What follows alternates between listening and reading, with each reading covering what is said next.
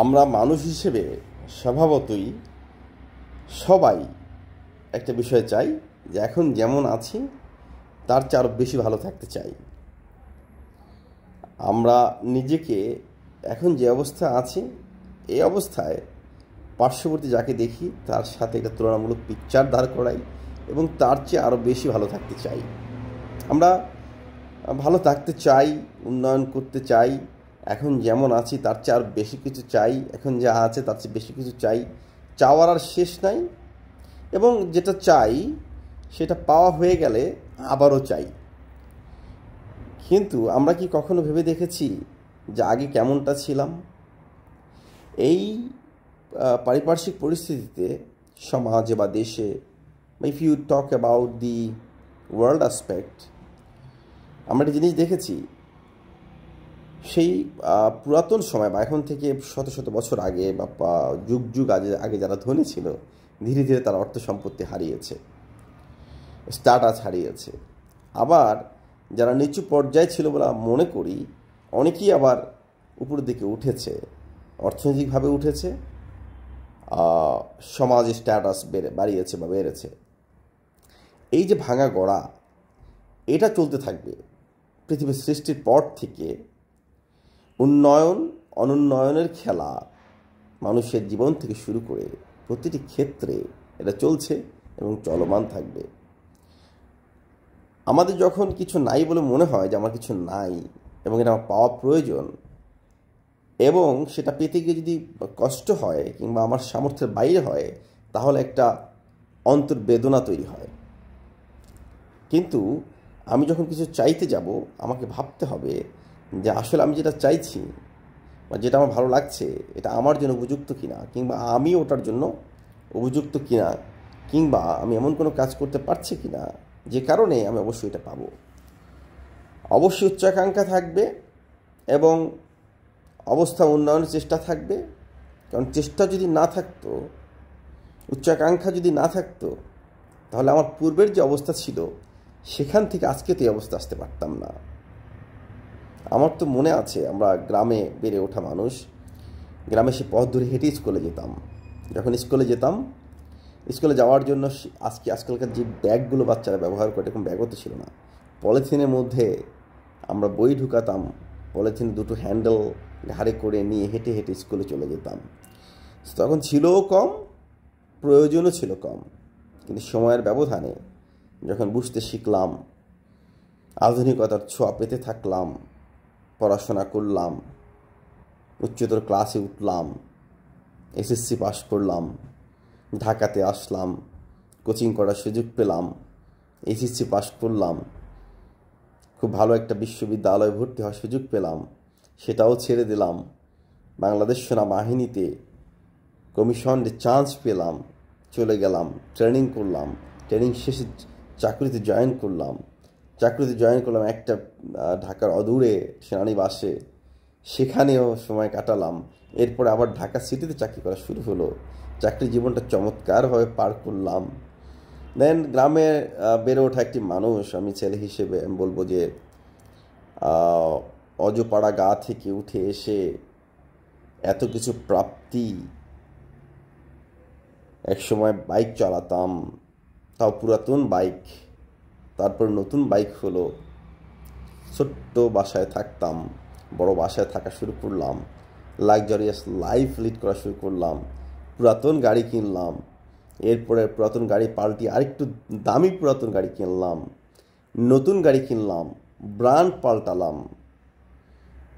সেনাবাহিনীর চাকরি করার কারণে পাইলট হতে পারলাম, বিমান চালালাম, হেলিকপ্টার চালালাম, হেলিকপ্টারের প্রশিক্ষক হিসেবে কাজ করলাম, বাংলাদেশের সেনাবাহিনীতে কাজ করলাম, র্যাপিড অ্যাকশন ব্যাটালিয়নে হেলিকপ্টারের যে এয়ার উইং সেটার পরিচালক হিসেবে কাজ করলাম 4-5 বছর। পরিচিত হলাম দেশের অত্যন্ত গুরুত্বপূর্ণ ব্যক্তিদের সাথে, পরিচিত হলাম বিভিন্ন মন্ত্রীদের সঙ্গে, সচিবদের সঙ্গে, হাই অফিসিয়ালদের সঙ্গে স্নেহ পেলাম। দেশে হেলিকপ্টার চালালাম, বিদেশে গিয়ে হেলিকপ্টার চালালাম, আমেরিকাতে হেলিকপ্টার চালালাম, চায়নাতে হেলিকপ্টার চালালাম, আমেরিকায় গেলাম, অস্ট্রেলিয়ায় গেলাম, সিঙ্গাপুরে গেলাম, মালয়েশিয়া গেলাম, এরকম কতগুলো দেশে ভ্রমণ করলাম। সেগুলো করে করে একসময় আবার অবসরে আসার ইচ্ছা পোষণ করলাম, সেটাও পূরণ হলো, চলে আসলাম। এরপরে অবসরে এসে ব্যবসায়ী হতে চাইলাম। যে ক্যারিয়ার ছিল হেলিকপ্টার পাইলট হিসেবে, একজন এক্স আর্মি অফিসার হিসেবে চাকরিও করতে পারতাম, সেটা না করে ফেললাম। ব্যবসা করতে হবে এরকম একটা মানসিকতা নিয়ে আসলাম, ব্যবসা সেট করলাম, ব্যবসা শুরু হলো, ব্যবসা চলতে থাকলো। একই সময়ে আবার জনসেবা করার ইচ্ছা হলো, সামাজিকতা করার ইচ্ছা হলো, অনেক মানুষের ভালোবাসা পেলাম, অনেকগুলো হাজার হাজার মানুষ আমার দিকে তাকিয়ে থাকে কথা শোনার জন্য, সিদ্ধান্তের জন্য। একই দিকে সুন্দর একটি ফ্যামিলি লাইফ লিড করছি, আমার আত্মীয় স্বজন রয়েছে, গোষ্ঠী রয়েছে বিশাল বড়, লক্ষ লক্ষ মানুষের পরিচিতি রয়েছে। এর পরেও কখনো কখনো মনে হয় আরও কিছু পেতে চাইছি। আসলে পেতে চাই অনেক কিছুই, কিন্তু আমাকে যিনি দেবেন, আমাকে যিনি সৃষ্টি করেছেন, পৃথিবীতে পাঠিয়েছেন, উনিই তো দেবেন। তো উনিই ভালো জানেন আসলে উনি আমাকে কি দেবেন। কারণ ইতিমধ্যে যা পেয়েছি এর চেয়ে বেশি কিছু যদি চাইতে আমি পারি, বাট যদি না পাই, এতে যদি মন খারাপ করি, সেটা আসলেই অন্যায় হবে। এই কারণেই আমি সবসময় একটা জিনিস মনে রাখি বা নিজেকে সান্ত্বনা দেওয়ার চেষ্টা করি, যা পেয়েছি এটাও তো না পেতে পারতাম। অতএব যা পেয়েছি অসম্ভব রকম তুষ্টি এতে আছে, আলহামদুলিল্লাহ। একটা ছোট্ট ঘটনা না বললেই নয়, সেটা হচ্ছে হেলিকপ্টার প্রশিক্ষক হিসেবে কাজ করার সময় আর্মি এভিয়েশনে আমি ছিলাম, এবং আর্মি এভিয়েশনের একটি হেলিকপ্টার নিয়ে প্রশিক্ষণ উড্ডয়নের জন্য ধামরাই এলাকায় গমন করি। আমার সঙ্গে আমার আরেকজন অফিসার ছিল। সে একটি দুর্ঘটনার শিকার হই। সেই দুর্ঘটনায় আমাদের হেলিকপ্টারটি 4 টুকরো হয়ে যায়, বাট আমি এবং আমার পাইলট যিনি ছিলেন, আমাদের কোনো ধরনের ক্ষতি হয়নি। এইটা তো আসলে একটা মিরাকেল, এবং মহান আল্লাহর কাছ থেকে তো আরেকটা প্রাপ্তি। জানি না কেন উনি আমাদের কোনো ক্ষতি হতে দেননি, কারণ হেলিকপ্টার দুর্ঘটনা, হেলিকপ্টার 4 টুকরো হয়ে গেছে, কিন্তু ভেতরে যারা পাইলট বা যাত্রী আছে তাদের ক্ষয়ক্ষতি হয়নি। এইটা সাধারণত শোনা যায় না। বরঞ্চ আমি বলবো হেলিকপ্টার খুব ধরনের সফিস্টিকেটেড একটা ইকুইপমেন্ট, যেটা অ্যাক্সিডেন্ট হলে ভেতরে যাত্রীরা সাধারণত রেহাই পায় না, কিংবা আহত কিংবা নিহত হয়েই থাকে সাধারণত। সো আমি মনে করি দি সার্ভাইভাল, আমি বেঁচে আছি সেই ধরনের একটা দুর্ঘটনার পরেও, এটা মহান আল্লাহ তাআলার কাছ থেকে দি বিগেস্ট গিফট। সো পৃথিবীতে এসেছি, গিফট। একটা ভালো পরিবারে জন্মগ্রহণ করেছি, অ্যানাদার গিফট। সুন্দর জীবন যাপন করেছি, অ্যানাদার গিফট। অনেক মানুষের ভালোবাসা পেয়েছি, অ্যানাদার গিফট। সেনাবাহিনীর মতো একটা প্রতিষ্ঠানে অফিসার পদে চাকরি করেছি, কত বড় একটা গিফট। এবং এখানেও অনেক সুনাম অর্জন করেছি, এটা একটি গিফট মহান আল্লাহর পক্ষ থেকে। আবার একজন আর্মি অফিসার পাইলট হিসেবে কাজ করার সুযোগ পেয়েছি। কত ধরনের গিফট সারা জীবন পেয়েছি। মহান আল্লাহ তাআলা যে উপহার দিয়েছেন আসলে ভুলবার নয়, একেবারেই ভুলবার নয়। আল্লাহর কাছে অশেষ কৃতজ্ঞতা, এবং আশেপাশে যারা ছিলেন সব সময় তাদের প্রতি অনেক কৃতজ্ঞতা, শ্রদ্ধা, ভালোবাসা।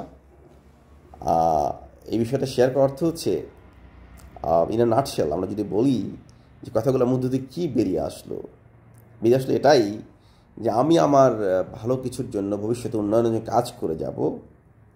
কাজ করে যদি না পাই, ধরে নিতে হবে ওটাই আমার প্রাপ্তি ছিল, এবং তাতে সন্তুষ্টি রাখতে হবে। এবং আমাদেরকে ফিরে যেতে হবে অতীতে, আসলে আমি কীরকম ছিলাম। এই জন্য বলা হয়ে থাকে, হে অতীত, তুমি ভুবনে ভুবনে কাজ করে যাও গোপনে গোপনে। মূলত অতীতই হচ্ছে আমাদের ভিত্তিভূমি দাঁড় করিয়ে দেয়, আমাদের কর্ম আমাদের ভিত্তিভূমি দাঁড় করিয়ে দেয়।